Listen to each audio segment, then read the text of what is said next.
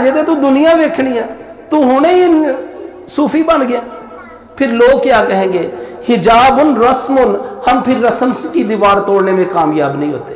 بڑی مشکل سے، میں بات کو مختصر کرتا جا رہا ہوں، بڑی مشکل سے اگر ہم رسم کو توڑنے میں کامیاب ہو جائیں تو ہمیں پھر سب سے بڑی جو رکاوٹ کا سامنا ہوتا ہے وہ یہ کہ ہم بات کو سمجھ نہیں سکتے، بات نہیں سمجھتے کہ صحیح حق، صحیح راستہ کیا ہے۔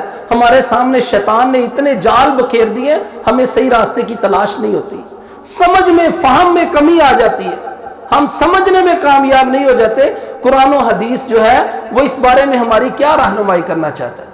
تو میرے پیارے بھائیوں، یہ تین چیزیں جو ہے یہ جاہلیت کی ہیں، ان دیواروں کو گرانا ہے، اپنے آپ کی چادر کو بھی گرا دینا ہے، اس بیریئر کو بھی توڑ دینا ہے کہ میری طبیعت مانے یا نہ مانے، میں نے اللہ اور اس کے رسول کے احکام پر عمل کرنا ہے۔ میرا معاشرہ قبول کرے یا نہ کرے، میں نے اللہ اور اس کے رسول کے فرامین پر عمل کرنا ہے۔ اور بات کے فہم اگر صحیح طور پر لینا ہے، سمجھنا ہے، پھر یہ نہ دیکھیں کہ ادھر سے کیا آواز آ رہی ہے، ادھر سے کیا آواز آ رہی ہے، ادھر سے کیا نہیں، پھر ہم نے دیکھنا ہے قرآن و حدیث ہمیں کیا کہہ رہے ہیں اس بارے میں۔ مولانا مجھے ادھر ادھر کی بات نہ بتائیں، مجھے صرف یہ بتائیں قرآن و حدیث کا کیا حکم ہے۔ اللہ اکبر۔ میرے پیارے بھائیوں، یہ اگر کسی کے اندر یہ باتیں موجود ہیں تو یہ جاہلیت کی انتہا ہے۔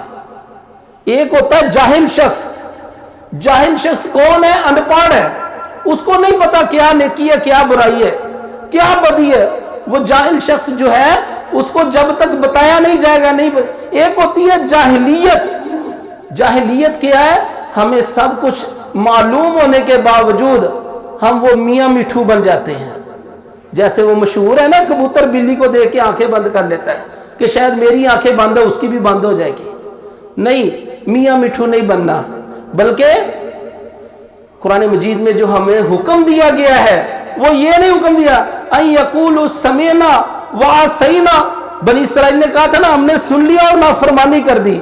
امت محمدیہ کو کہا گیا ان یقولوا سمعنا واطعنا، تم نے سن کر عمل کرنا ہے، یہ کامیابی ہے۔ آخری بات میں کر کے اپنی بات کو مکمل کرتا ہوں، مشہور بات ہے بڑی۔ جاہلیت کیا ہوتی ہے؟ جاہل ہونا الگ چیز ہے، جاہلیت کیا ہے؟ اپنی بات کے اوپر، ضد کے اوپر، انا کے اوپر، معاشرے کے اوپر اڑ جانا جاہلیت یہ ہے۔ حضرت بلال رضی اللہ تعالیٰ عنہ کے بارے میں آپ نے سنا نا، وہ کہ حضرت ابو ذر غفاری رضی اللہ تعالیٰ عنہ بڑے مشہور صحابی تھے۔ ایک دن اچانک بیٹھے بیٹھے ان کی زبان سے نکل گیا، او کالی ماں دیا بچیا، او کالی ماں کی اولاد۔ یہ حبشے تھا نا حضرت بلال رضی اللہ تعالیٰ عنہ۔ حضرت ابو ذر غفاری بڑے جلیل القدر صحابی ہیں، لیکن بس ایسے منہ سے نکل گیا، کوئی تعصب نہیں تھا، کوئی کسی قسم کی دشمنی نہیں تھی، کوئی ناراضگی نہیں تھی، بس ایسے ہی منہ سے نکل گیا۔ تو نبی علیہ السلام کو پتا چلا، آپ نے فرمایا ابو ذر ابھی تک تمہارے اندر جاہلیت کی وہ جو رمق باقی ہے، ابھی تک جاہلیت کے آثار تمہارے اندر موجود ہے۔ ایسے جیسے ہم مذاق سے کسی کو کہہ دیتے ہیں او فلانے تو اداں دا، فلانے اداں دا۔ تو آپ نے اتنی سختی کے ساتھ ڈانٹا، حضرت ابو ذر غفاری ادھر ہی زمین پر لیٹ گئے، کہنے لگے اللہ کے رسول، میں اللہ تعالیٰ سے تو بعد میں معافی مانگوں گا، پہلے جب تک بلال آ کر میرے چہرے پر پاؤں نہیں رکھے گا میں اس وقت تک یہاں سے نہیں اٹھوں گا۔ حضرت بلال آئیں گے، وہ میرے چہرے پر پاؤں رکھیں گے، مجھے اس جو ہے جاہلیت والی چیز سے جو ہے وہ نکالیں گے تو میں نکلوں گا۔ حضرت بلال کو پتا چلا، بھاگے بھاگے آئے، آ کر حضرت ابو ذر غفاری کے چہرے پر بوسہ دیا، کہا اس چہرے پر پاؤں نہیں رکھا جاتا، بوسہ دیا جاتا ہے۔ اللہ۔ تو میرے پیارے بھائیوں، ہم نے جاہلیت سے اپنے آپ کو نکالنا ہے۔ ہم پڑھے لکھے جاہل ہیں، ہم نے اپنے آپ کو جاہلیت سے نکالنا ہے، اور جاہلیت سے نکلنے کا واحد راستہ یہ ہے، کوئی بھی کام کرنے سے پہلے جو ہے اللہ اور اس کے رسول کے فرامین کا ہمیں علم ہونا چاہیے۔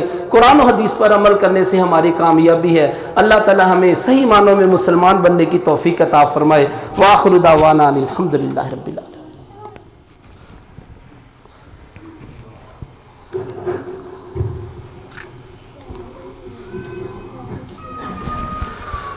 نحمده ونصلي على رسوله الكريم، اما بعد، فاعوذ بالله السميع العليم من الشيطان الرجيم، بسم الله الرحمن الرحيم، يا ايها الذين آمنوا اذا نودي للصلاة من يوم الجمعة فاسعوا الى ذكر الله وذروا البيع، ذالکم خیر لکم ان کنتم تعلمون اللہم صلی علی محمد وعلی آل محمد کما صلیت علی ابراہیم وعلی آل ابراہیم انک حمید مجید اللہم بارک علی محمد وعلی آل محمد کما بارکت علی ابراہیم وعلی آل ابراہیم انک حمید مجید سبحان ربک رب العزت عما یصفون وسلام علی المرسلین والحمد للہ رب العالمین صف قدرس